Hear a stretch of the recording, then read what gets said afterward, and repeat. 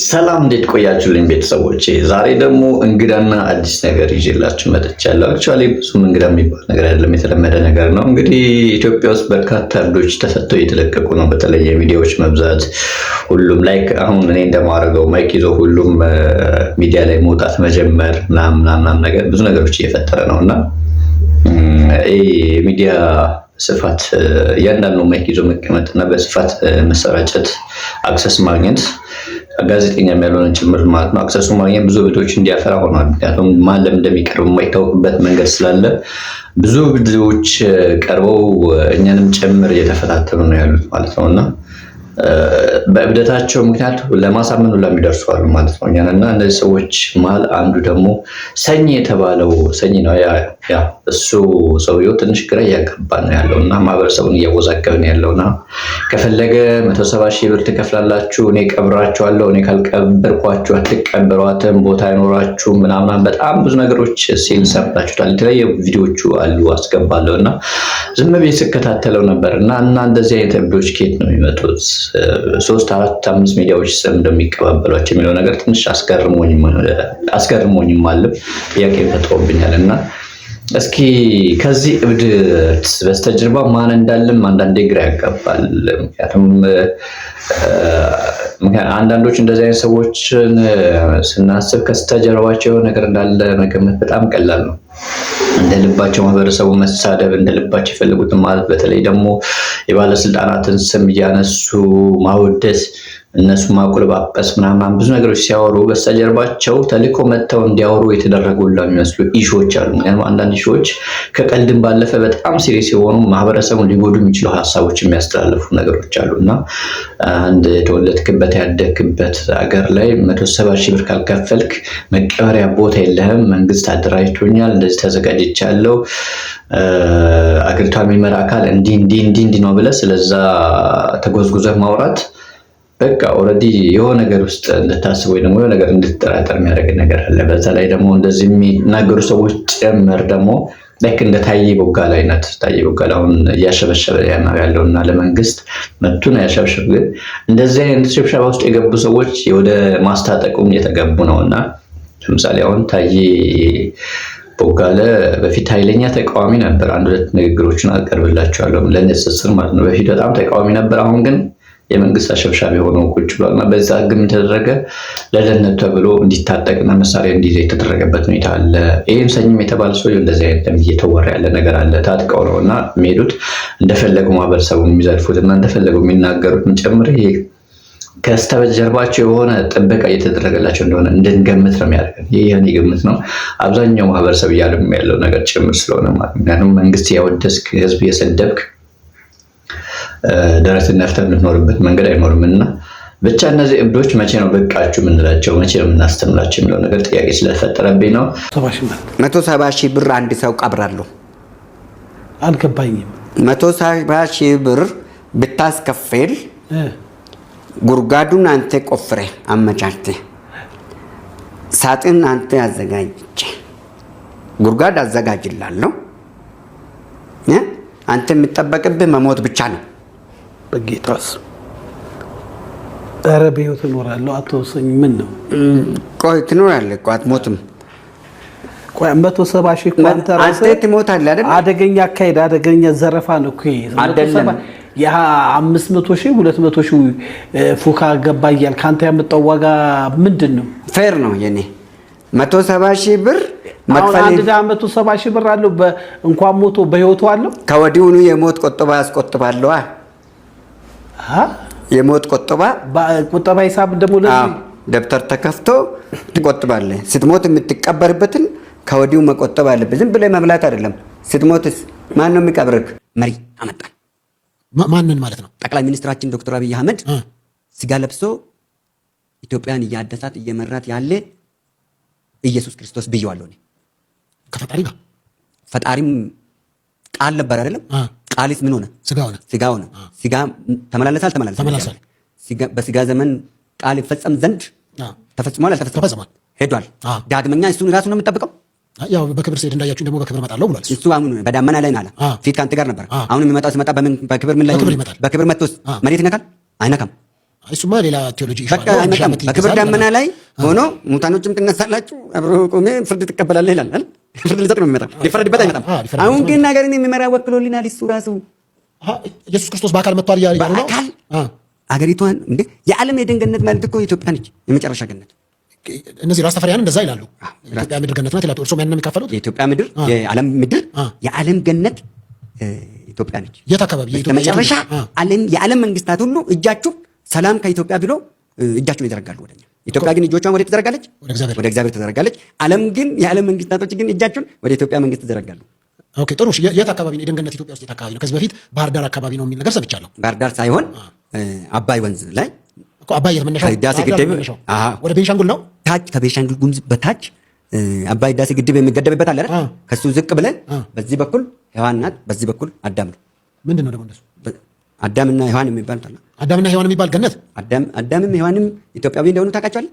በምን ምክንያት ኢትዮጵያ? ከዚህ በፊት እርሱ ሲናገሩ አዳም ኦሮሞ ነው ብለው ሲናገሩ ቪዲዮ አለኝ። አዳም ኦሮሞ ነው፣ ሔዋን አማራ ናት። በምን አይደሉም? እስራኤላዊ አይደሉም? እስራኤላዊ አይደሉም? አይደሉም። በምን መረጃ ነው እርሶ? እስራኤል የምትባለው ሀገር አመት ማልሞላ ግን አውቀዋል። ሔዋን ማለት እኮ ለአዳም ከባቡ ጋር አውርታ አፕሉን የሰጠችው ፍሬውን የሰጠችው አትብሉ ከተባሉት ፍሬ አምጥታ ለአዳም የሰጠችው እኮ ነች ሔዋን። ሔዋን ማለት ከአዳም ጎን አጥንት ውስጥ ከግራ ጎን ነው። ጎኑ ራሱ ቀኝ አይደለም፣ ከግራ ጎን ነው የተፈጠረ። ከዛን አሳሳተኝ፣ ሰይጣን አሳሳተኝ አለች እሷ አይደል?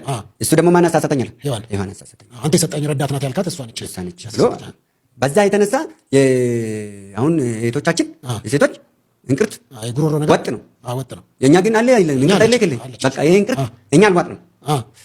ምልክቱ በዛ ምክንያት ነው። ይሄ አልዋጥ ነው። እኛ እየበላን እሱ ቅድም አይነ ሳይኖረኝ አይን ሳይኖረው አዳም አይንም ሳይኖረው ምንም ሳይለየው በቃል ብቻ ስለነበረ የምኖረው አይኑም ሳይኖረው ራሱን ሳየው ምን ሳይል የተናገረውን ቃል እሷ የሰጠችውን በለስ እያኘከ አልዋጠም። ልውጥ ሲል አስታወሰ፣ መለሰ፣ ወጣ፣ መልሶ አወጣ። እዚህ ጋር ሲያወጣ በቃ እዚህ ጋር አሁን አበጣችበት። ወንድነት እዚህ ጋር እንቅርት ነገር እዚህ ጋር ነገር ታለች። አሁን ቅርብ ጊዜ ይሞታሉ። ማን እነማ? እነ ልደቱ ይሞታል።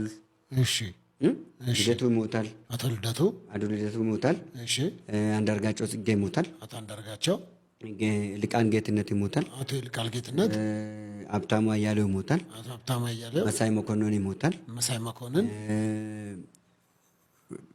እንትና ማን ነው ስሙ? ፓላኔስ ነው ፓላንት ነው ማን ነው ይሄ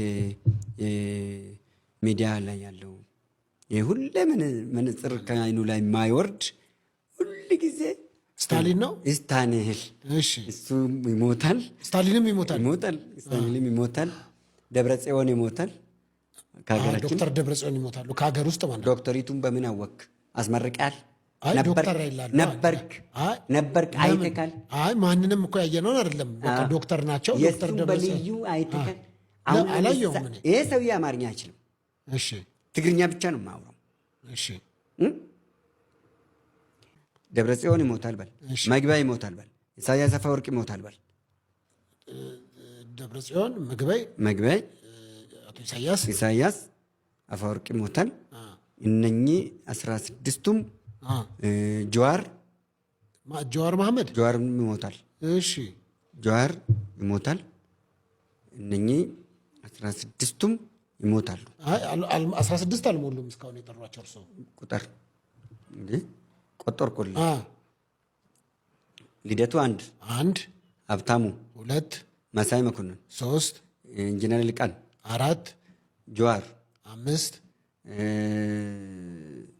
መሳይ መኮንን 6 ማነው ስሙ ደብረ ጽዮን አይደለም የነሱ ጋዜጠኛ እዛ ስታሊን በል 7 አንድ ታለች ሳባ የምትባለው ማለች ሳባ የምትባል እቺ ቀይዋ ወፍራሟ ሁሌም የምትጠነቅለዋ ምን የምትል ጥራጊ ቆሻሾች ይጠረጋሉ። ደብረ ጽዮን ችሎታ የለውም ማይብ ነው ትላለች፣ ግን ደግሞ ዞር ትልና ደብርዬ ትላለች። ደግሞ ምን እንደሆነችም አትታወቅም፣ ማን እንደምትደግፍ ግን እነሱ ነች። ቀይ የሴት ሰይጣን ነች እሷም ትሞታለች። 8 ማነው ስሙ ልቃን ብለናል አይደል? ልቃን ብለናል። እንትና ደብረጽዮን ይሞታል። ደብረጽዮን 9 ደብረጽዮን ይሞታል። መግቢያ ይሞታል። 10 ኢሳያስ ይሞታል። 11 ሞንጆሪኖ ትሞታለች። እሺ ያሁኗን ፈትለወርቅ 12 ትሞታለች። ፈትለወርቅ ትሞታለች። ይሄ ማን ነው ስሙ? የደብረጽዮን ምክትሉ አለ አንድ ሸበቱ፣ በዚህ በኩል ሽበት የገባበት አንድ አሉ። ስማቸው በእርግጥ በወዳላቆ የሱ ምክትል ይሞታል። 3 ይቀራል። 3 ይቀራል። አሉ ኢሳያስ ራሱ ኢሳያስ ብለናል። ኦኬ 3 ሌላ ነው። 3 አይደለም የሚቀረኝ፣ 3 ነው የሚቀረኝ። እንትና ይሞታል። ሕዝቅኤል ማለት ሕዝቅኤል ገብሳ ፕሮፌሰር እኔ አላቅም። ፕሮፌሰርነቱ ትክክል በጫት ላይ ነው የሰራ ታውቃለህ? ሪሰርቹን እንዴት ጫት መድኃኒት ነው ብሏል። ጫት መቃም ያስፈልጋል ብሏል። እና ፕሮፌሰርነታቸው በዛ ነው። ፕሮፌሰርነቱ በጫት ላይ ነው ሪሰርች ያደረገው። በጫትና በእብድ ውሻ ላይ ነው ፕሮፌሰር ሕዝቅኤል ገቢሳ ፕሮፌሰርነታቸው ሪሰርች ወረቀታቸው ያደረጉት። አዎ በእብድ ውሻና በጫት ላይ ምን አይነት እንትን ነው እንግዲህ ራሱ ነው ያቀረበው። ይሄንን ሚዲያ ላይ ሲዞር ነበር የሚያየውት። እሱ ሪሰርችን የሰራሁት በጫትና በውሻ ላይ ነው ያደረኩት ብለዋል። እሱ ነው ያለ። እሱም በእናቴ ትግሬ ነኝ ይመለከተኛል ብሎ ባለፈ ሲፎክር ነበር። እና አንድ ይቀሮታል። አዎ ቆይ አቦይ ስብዓት ይሞታሉ። አሁን በቅርብ ቀን ይሞታሉ። እሳቸው ደግሞ በጣም በሚያዛዝን ሁኔታ ይሞታሉ። ኦሮሞ ነው ኦሮሞ ነው ኩሽ ነው። እንዴት ኦሮሞ ነው? ኦሮሞ ነው ምን ማለት ሰው ነው እንጂ ሰው ነው፣ ግን ኦሮሞ ነው። ብሔሩ ማንነቱ ኦሮሞ ነው። አይ እንዴት ነው ኖህ ኦሮሞ የሚሆነው? በምን መረጃ አምጥተው ነው ኖህ ኦሮሞ ነው የሚሉት? ስሙ ትርጉሙን ንገረኝ። እሺ የኖህ ትርጉም ምንድን ነው? ትርጉም ምንድን ነው ብዬ ጠየቅኩህ። መልስ ትጠይቅ። አይ እርሶ ነገሩኛ ኦሮሞኛ ከሆነ ኦሮሞ ነው አልኩህ። ትርጉሙን ንገረኝ አልኩህ። አላቅም ትርጉሙን። እኔ ኖህም በእግዚአብሔር ፊት ሞገስን አገኘ ተብሎ ዘፍጥረት 6 ላይ የሚናገረውን ነው የማውቀው እኮ።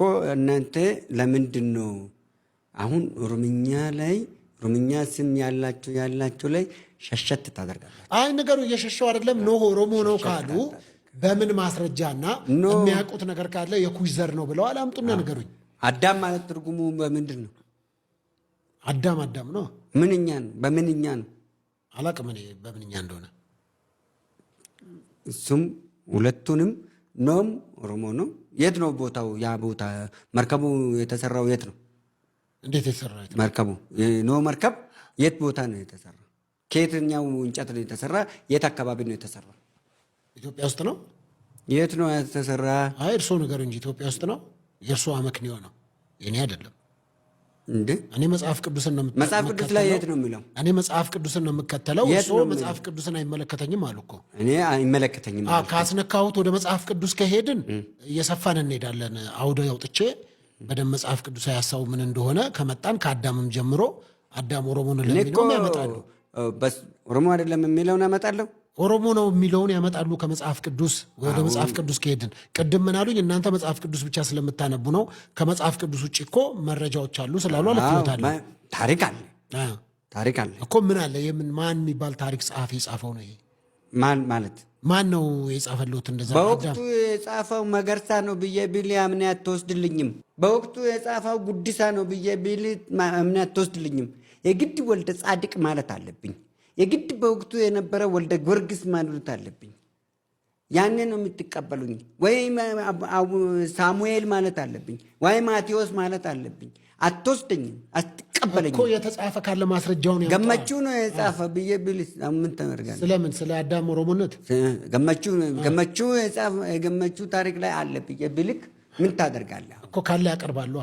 በቃ እሱን አቀርብላለሁ። ቀጣይ ላይ ይለፋውን ወደሚመለከት ለፍና እነኝን አጣራና የምትመራቸው ሰበካ ጉባኤዎች ካሉ አይደለም፣ አፈ ጉባኤ ነው አንተ አይደለም፣ የነሱ እነኛ የሚዋጋቱት ካሉ ከነሱ ጋር እንትን በልና አጣርተ እነሱ ካወቁና ከተነተኑልህ አምጣቸው። ከዛም በኋላ እነሱ ያመጡትን እኔ ያርምላለሁ፣ አስተካክልላለሁ።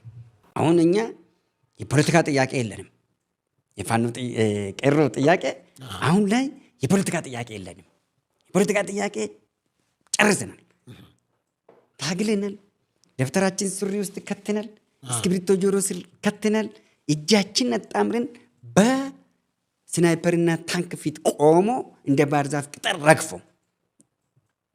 ረግፎ ከነሱ የተረፍነው እንቁ የሆነ ስጋ ለባሽ ኢየሱስ ክርስቶስ መሳይ መሪን አምጥተን ቁጭ አድርገናል። አሁን እኛ ከስር ሆነን ደህንነትን ማምጣር ነው። ስጋ ለባሽ ኢየሱስ ክርስቶስ የሚመስል መሪ አመጣን። ማንን ማለት ነው? ጠቅላይ ሚኒስትራችን ዶክተር አብይ አህመድ ስጋ ለብሶ ኢትዮጵያን እያደሳት እየመራት ያለ ኢየሱስ ክርስቶስ ብየዋለሁ። ከፈጣሪ ጋር ፈጣሪም ቃል ነበር አይደለም? ቃልስ ምን ሆነ? ስጋ ሆነ። ስጋ ተመላለሰ አልተመላለሰ? በስጋ ዘመን ቃል ይፈጸም ዘንድ ተፈጽሟል አልተፈጸመም? ሄዷል። ዳግመኛ እሱን ራሱ ነው የምጠብቀው።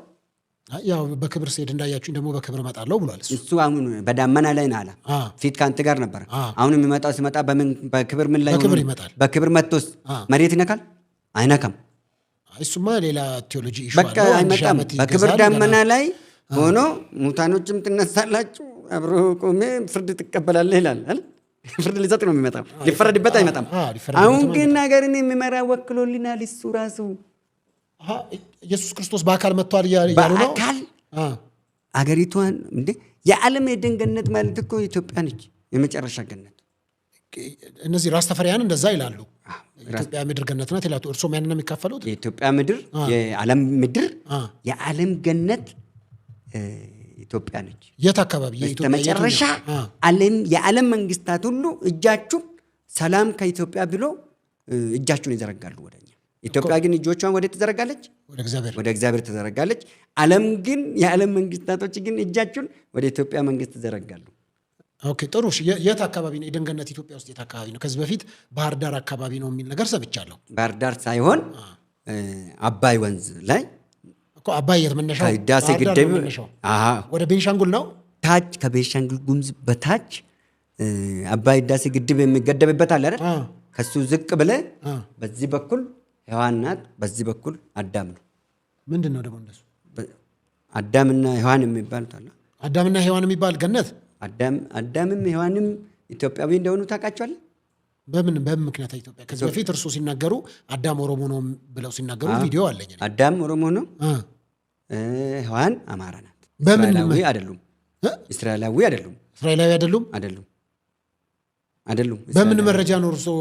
እስራኤል የምትባለው ሀገር ዓመትም አልሞላም። ግን አውቀዋል። ሔዋን ማለት እኮ ለአዳም ከእባቡ ጋር አውርታ አፕሉን የሰጠችው ፍሬውን የሰጠችው አትብሉ ከተባሉት ፍሬ አምጥታ ለአዳም የሰጠችው እኮ ነች ሔዋን። ሔዋን ማለት ከአዳም ጎን አጥንት ውስጥ ከግራ ጎን ነው። ጎኑ ራሱ ቀኝ አይደለም፣ ከግራ ጎን የተፈጠረች። ከዛን አሳሳተኝ፣ ሴጣን አሳሳተኝ አለች እሷ አይደል? እሱ ደግሞ ማን አሳሳተኝ አለ? ሔዋን አሳሳተኝ። አንተ የሰጠኝ ረዳት ናት ያልካት እሷ ነች ብሎ በዛ የተነሳ አሁን እህቶቻችን የሴቶች እንቅርት ጉሮሮ ነገር ወጥ ነው። የእኛ ግን አለ አይደለም? እንቅርት አለ ይከለ በቃ ይሄ እንቅርት እኛ አልዋጥንም። ምልክቱ በዛ ምክንያት ነው። ይሄ አልዋጥንም እኛ እየበላን እሱ ቅድም አይነ ሳይኖረኝ አይን ሳይኖረው አዳም አይንም ሳይኖረው ምንም ሳይለየው በቃል ብቻ ስለነበረ የምኖረው አይኑም ሳይኖረው ራሱን ሳየው ምን ሳይል የተናገረውን ቃል እሷ የሰጠችውን በለስ እያኘከ አልዋጠም። ልውጥ ሲል አስታወሰ፣ መለሰ፣ ወጣ፣ መልሶ አወጣ። እዚህ ጋር ሲያወጣ በቃ እዚህ ጋር አሁን አበጠችበት። ወንድነት እዚህ ጋር እንቅርት ሆነ ቀር።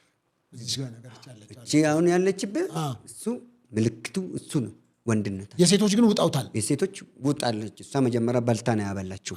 ስለዚህ ወጥ ነው፣ ቱቦ ነው የሚመስለው። ወጥ ቱቦ የእነሱ ቀጥታ ነው የሚሄደው። አንተ አሁን አትሞትም? ምን ሆኜ እሞታለሁ? እንዴት ምን ሆኜ እሞታለሁ? ምንድን ምን ሆኜ እሞታለሁ? ትሞታለህ፣ ትቀበራለህ። ምን ነው የሚሞተው? ቢቀበረው ከየት ነው የመጣሁት? አመጣጤ ከየት ነው?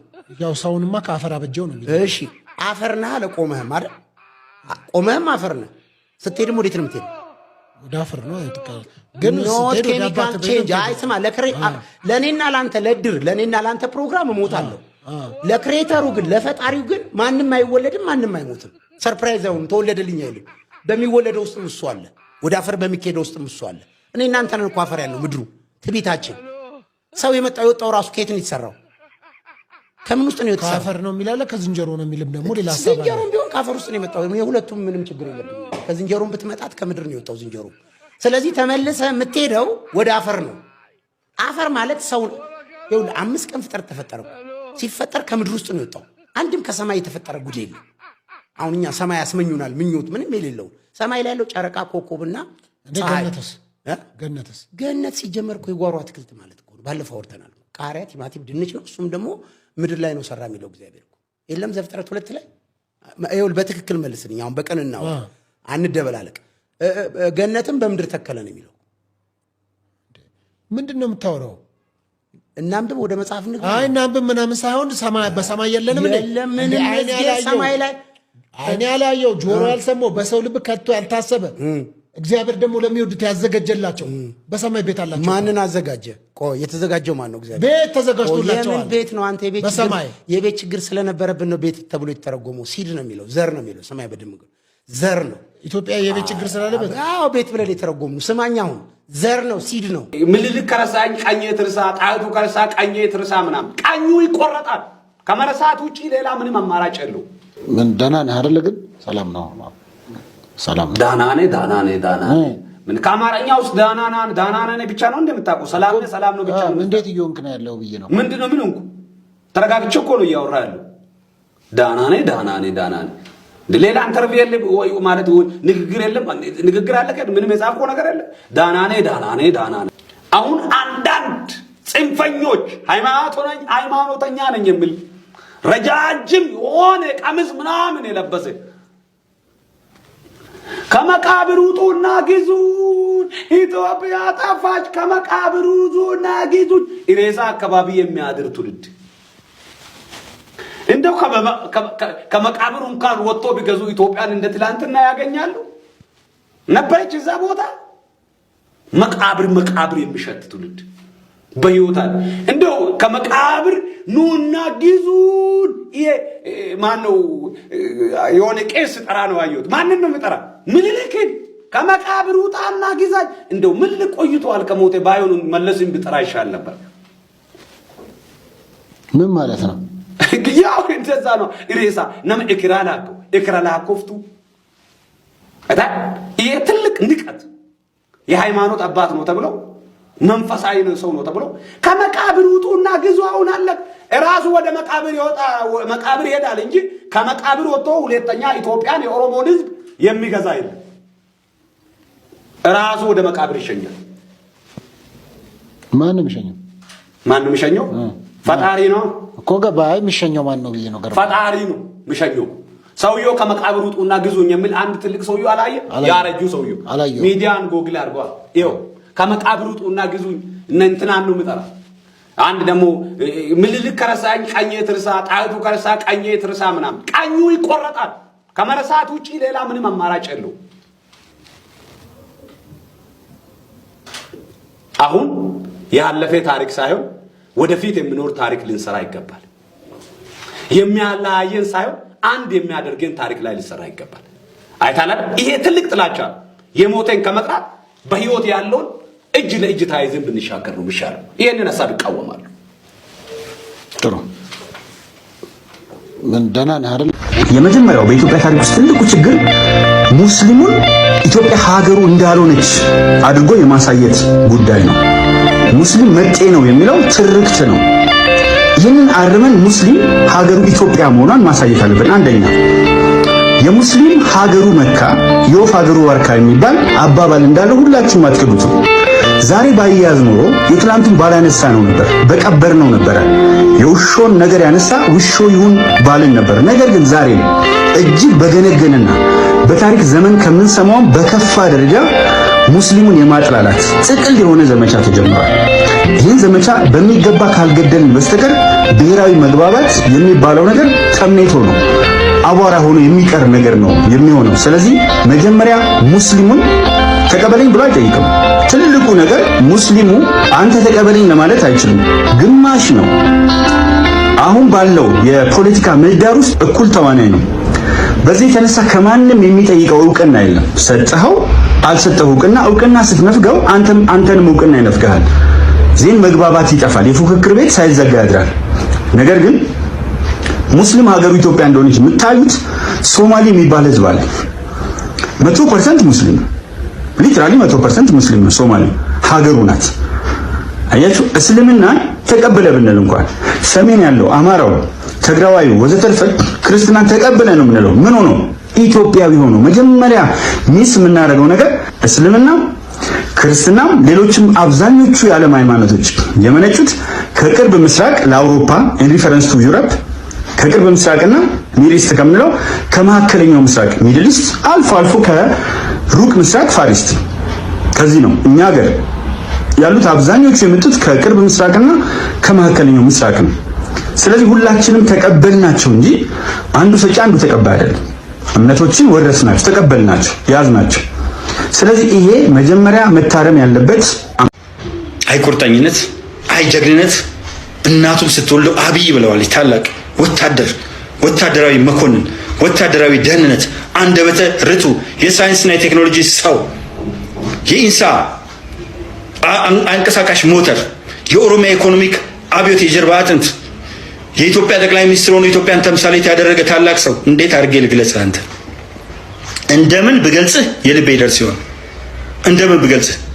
እንግዲህ እንደምታያቸው ናቸው። ሰኝም ታየም ቦጋለ እንደዚህ ናቸው። እንደዚህ የሆኑ ያሉት ዘራፊ ያሉ ነው ያሉት። እንግዲህ ምን እንደሚደረግ ማን እንደሚዛቸው አይታወቅም። እነሱ ብቻ አይደሉም። በነገራችን በጣም በርካታ እነዚህ ለንስራ ቀረብኩላቸው አንድ ሁለት ስም ፒክ አረኩላቸው። በጣም በርካታ ሰዎች ከኛ ውጪ ወደ ውጪ የሚል አቋም ይዘው እየመጡ ያሉ እብዶች እየኖሩ ነው። እና እንግዲህ ሀገሪቷ ቀስ በቀስ ወደ እብደት እየተቀየረችው ምን አይታወቅም። እንደዚህ አይነት ሰዎች ግን በጊዜ በቃችሁ ይባሉና ቢማሩ ማህበረሰቡ ቆንጠጥ ቢያደርጋቸው መልካም ነው የሚል ሀሳብ አለ። ምክንያቱም ፈር እየለቀቀ ነው የሚሄደውና አንድ ቀን ጭንቅላታችን ላይ መውጣታቸው የማይቀር ጉዳይ ነው። ምንድነው በስተጀርባቸው ያለው ነገር ሀይ ባይ ቢኖረው መልካም ነው የሚል ነው። የምጠራጠረው በጣም ቪዲዮዎችን የታየ ቦጋለም የሰኝም ብዙ ቪዲዮ ላይ ሞክሬያለሁ፣ ግን የሆነ የአእምሮ መዋዠቅ ውስጥ እንደሆኑ ነው የሚገባኝ። ምክንያቱም እዛ መንግስት በእስር ላይ ባሉበት ወቅት ወይም ደግሞ በተያዙበት ወቅት በርካታ የደረሰባቸው ነገሮች አሉ። እስከ መደፈር ብዙ ነገር እስከመሆን በርካታ ነገሮች ማለት ነው። ብዙ አእምሯቸው እንዲስቱ የሚያደርጋቸው በርካታ በደሎች እንደደረሰባቸው መረጃዎች እየወጡ ስለሚገኙ እነሱ ደግሞ አልደረሰብንም ብለው አሁን ደግሞ ወደ መካድ ስለመጡ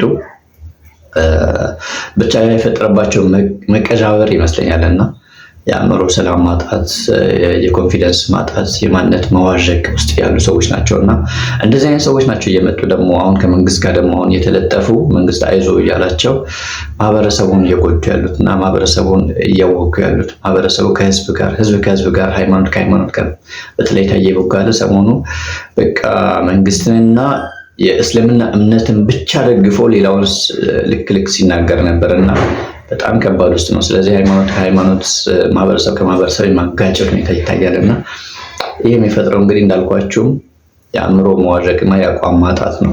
በእርግጥ መንግስት አይደግፉ አይባልም። እኛም ልማታዊ ነገር ሲኖር መንግስት እንለግፋለን፣ ያለው ነገር ሲሰራ ደግሞ እያየን ይሄ ነገር ባይሆን እንላለን። መንግስት ለመደገፍ ያን ያህል የግድ ማሸብሸብ አይጠበቅብንም። የሚገዛ መንግስት ወይ ደግሞ የሚያስተዳድር መንግስት እስከሆነ ድረስ ጥሩ ልማታዊ ነገር ሲሰራ ይሄ አሪፍ ነው፣ ጥሩ እየሰራ ነው መንግስት ስላለ፣ ያለው ነገር ሲሰራ ደግሞ መንግስት እዚህ ጋር ስህተት ሰርቷል ብለህ አቋም ያለህ አቋም ትገልጻለህ። ኖርማል ነው። ግን በዚህ ልክ ግን ስህተቱንም ትክክሉም ትክክል እያልክ ሁለቱንም በቃ ሁሉ ነገር ትክክል ነው ብለህ ማውራት ግን ትንሽ ልክ ስላልሆነ በተለይ ከመንግስት ጋር ያላችሁ ነገሮች ትክክለኛው ነገር የሚሆኑ ያሉ ነገሮች ጥሩ ነው፣ ጥሩ እየተሰሩ ያሉ ነገሮች ማበረታታት ልክ እኔ እንደማደርገው ወይም ደግሞ እንደኔ አይነት ሰዎችም እንደሚያደርጉት መልካም የልማት ስራዎች ሲሰሩ አሪፍ አድርጓል መንግስት ማለት። ህዝቡን የሚጎዳ ነገር ደግሞ እሱ ልክ መስሎ ሊሆን ይችላል መንግስት የሚሰራው፣ ግን ህዝቡን የሚጎዳ ነገር ማጆሪቲ የሚጎዳ ነገር ሲኖር ደግሞ ይሄ ነገር ደግሞ መንግስት ሼፕ ያደርገው ብለህ ትቃወማለህ ወይም ደግሞ በጨዋ መንገድ ሀሳብን ትገልጻለህ። ከዛ ውጭ ግን ሁሉ ነገር ልክ ነው ብሎ ደፍትፎ ህዝብ ስህተት ነው ብሎ መደምደም ልክ አይደለም። ስለዚህ አንዳንድ እብዶች እየወጡ ያሉት ነገር እብዶች እያደረጉ ያሉት ነገር እና ወጥቶ እየተናገሩት ያሉት ነገር ይሄ ስለሆነ ቢስተካከል ማለት ነው። እንግዲህ ቪዲዮችን ፈጣሪ ያዝልን። የተወሰኑ የሰኚ ቪዲዮችን አስቀምጬላችሁ እኔ በዚሁ እሰናበታለሁ። በተሻለ ነገር በተሻለ መልካም ትዝብት እስከምንገናኝ ጥሩ ጊዜ ይመላችሁ። እንግዲህ ቪዲዮ አሁንም በጠዋት ተነስቼ እየሰራሁት ያለሁት ማታ የተወሰኑ ቪዲዮችን በጣም ስክሮል ሳደርግ ነበርና ግራ አጋባኝ ሰውዬው በተከታታይ ነበርና እስኪ ምንድን ነው የሚለው ነገር ደግሞ ወደ እናንተ ሙሉ ቪዲዮዎች እና ነገሮች ወደ እናንተ ላድርስ ብዬ ነው። ጊዜ አግኝቼ ብዙ ነገሮችን በትክክል ሪአክት ማድረግበት ጊዜ ናፍቆኛል። ምክንያቱም በሆነች በትንሽ የባለችን ሰዓት ነው ቀንጨብ ያለች ነገር መሰራላችሁ ማለት ነው። አንድ ቀን ተረጋግተን ወደምንወደው ሚዲያ ተመልሰን ጥሩ ስራ ሰርተን እናንተንም እኛንም ራሳችን እንደምናኮራ ተስፋ እናደርጋለን። ለጊዜው እስከሚመቻችልን ድረስ ሰብስክራይብ ያደረጋችሁ ጠብቁ። ከሽን ባሉ በሚያማምሩ ደስ በሚሉ ፕሮግራሞች መለሳለሁ። በተለይ ሪአክሽኑ እና ሰዎችን አደብ ወደ ማስገዛቱ በፖለቲካዊ፣ በማህበራዊ፣ በሃይማኖት ጉዳዮችን በርካታ ነገሮችን ይዤላችሁ እመጣለሁ። ያ ሰፊ ጊዜ አግኝቼ ነገሮች ተሳክለው እስከመጣ ድረስ ደግሞ እንደዚህ ባጭራጭሩ ነገሮች እንገናኛለን። እስከዛ ግን ቤተሰብ መሆናችሁን አትርሱ። አከብራችኋለሁ። ያኪን ኃይለማርያም ነኝ፣ ካምፓላ ዩጋንዳ። ሰላማችሁ ይብዛልኝ።